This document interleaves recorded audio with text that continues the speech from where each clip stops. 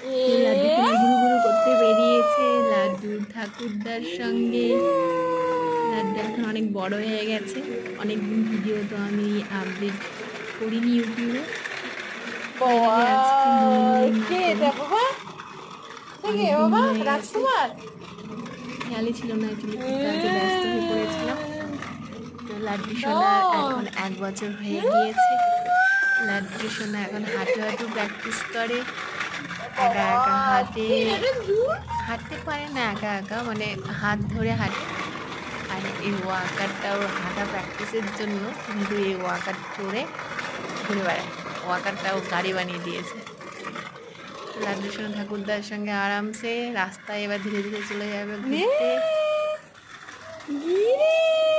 ঠাকুরদার সঙ্গে তার নাতি, আলাদাই একটা সম্পর্ক, খুব সুন্দর একটা স্মৃতি, দেখেও শান্তি। তোমরা এনজয় করো, বাই।